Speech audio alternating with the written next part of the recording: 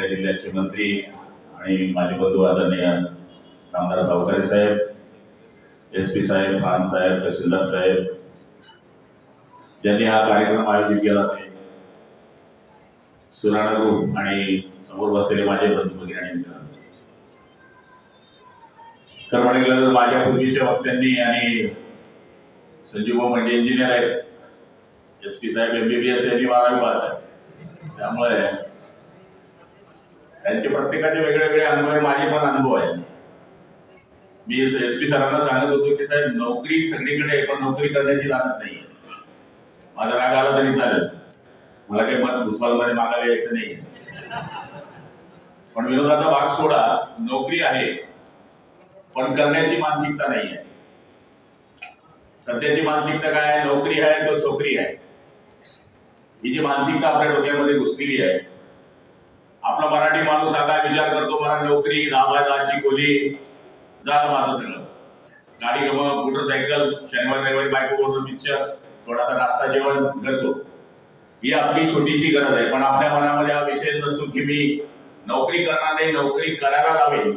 हे जोपर्यंत आपल्या डोक्यामध्ये राहत नाही तोपर्यंत आपण कुठलीच प्रगती करू शकत नाही. मी 12वी पास झालो आणि पहिले नोकरी जर कुठे केली असेल तर तो वास्टमध्ये केली. VIP कंपनीवर मी क्वालिटी कंट्रोलर होतो, बॅग तयार व्हायची, म्हणजे ती MIDC मध्ये होती. मी 16 किलोमीटर सायकल जायचो, 16 किलोमीटर वापस यायचो, 32 किलोमीटर सायकल चालवायचो. 4 महिने नोकरी केली. नंतर भाऊ वारला माझा, ती मला सोडावी लागली. नंतर 4-2B लायसन होती, 4-2B लायसन व्हिडिओ चालवायचे त्यावेळेस.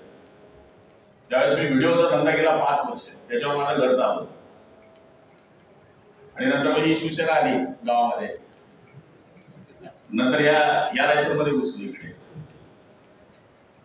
मी उन्हाळ्याच्या काळामध्ये पाहिलं की बिहारचा माणूस इकडे लस्सीचं दुकान चालवतो, आम्ही लस्सीचंही दुकान टाकलं. मी आणि माझा मित्र एक PP पाटील म्हणून होता, पाठ केला चालवला.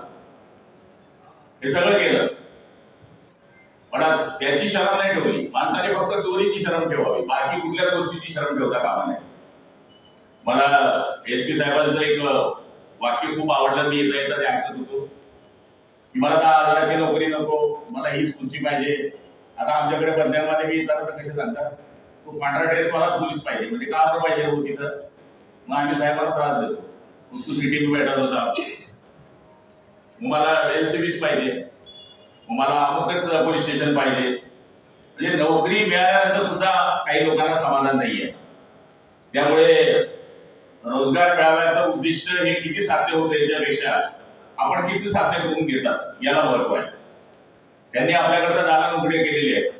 माझं म्हणणं कसं आहे, आपल्याला प्रवास करायचा असतो, जायचंय मालेगाव, जी गाडी भेटेल तिच्यात बसायचं. मग ती एखाद्या वेळेस स्लो भेटेल, फास्ट भेटेल किंवा दर किलोमीटरला थांबणारी भेटेल, पण आपला प्रवास सुरू होईल. तसं नोकरीचं आहे, जो आज मिल गए उसमें बैठ जाओ, नंतर संधी मिळाली की दुसरी गाडी में बैठ जाने का. आता आम्ही नाही करत का? नाही आमदारकी नाही, आमदारकी तर काही लोक पाहिले झेडपी, म्हणजे सजीव आपण पाहिलेले अनुभव आहे ना, की बरेच लोक पाहिले मी की 10वीतून 7वी, 7वीतून 5वी राजकारणातले. तो ग्रॅज्युएशनचा माणूस 10वीला जाऊन बसते. आमच्याकडे शिका ना तुम्ही. जे मिळालं त्याच्यात आपण समाधान मानून पुढचा प्रवास करायचा असतो. आणि आम्ही कधी कधी आमच्या धंद्यात नापास पण होतो. थांबतो का? पुन्हा 5 वर्ष, पुन्हा 17 नंबरचा फॉर्म, पुन्हा परीक्षा, पुन्हा पास. म्हणजे जीवनामध्ये हे चढ उतार किंवा या गोष्टी येत जात राहतात आणि शेवटी प्रारब्ध पण लागते. सगळ्या गोष्टींना प्रारब्ध सुद्धा असावा लागतो. माझा मुलगा BE मेकॅनिकल आहे. तो आम्ही याचे हिताचे जे वेंडर आहे, तो BE मेकॅनिकल असल्यामुळे त्याला आम्ही एक छोटासा धंदा करून दिला. त्याला म्हणजे तू तुझ्या ताकदीवर कर, आता तुला काय करायचंय. आता त्याच्याकडे 100 मुलं काम करतात. तुम्ही म्हणाल मग काय तो आमदाराचा पोरगा आहे, असं नाही. दर शनिवारी इश्यू घेतो मी त्याचा, दर शनिवारी. राजकारणाची जागी आणि काम धंद्याच्या जागी. त्या जागी माझा बाप दादा, माझा खापर बंधुबा काय मालदार नव्हता आणि तो काय पुढारी नव्हता. मी हे केलंय, तू ते काय करणार आहे, तू वापरू नको माझं नाव. गुलाब रघुनाथ पाटील 18 वर्षापर्यंत रघुनाथचा पोरगा होता. नंतर मी असं काम केलं पाहिजे, लोकांनी म्हटलं पाहिजे रंगनाथ चतुर्थ आहे, गुलाबराव पाटलाचे वडील आहे. ही मानसिकता आपल्या तरुणांमध्ये असली पाहिजे.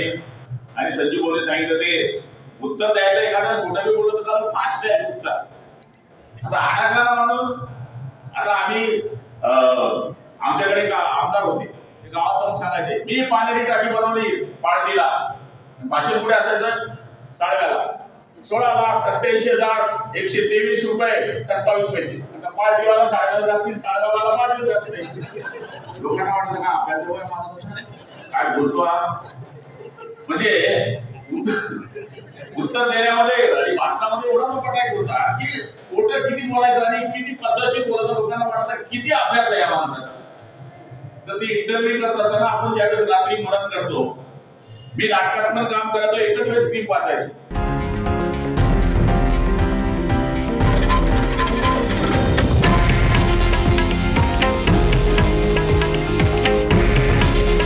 हे आहे देशातील नंबर 1 न्यूज नेटवर्क आणि आपण पाहत आहात TV9 मराठी. काळजी तुमची, हित महाराष्ट्राचं.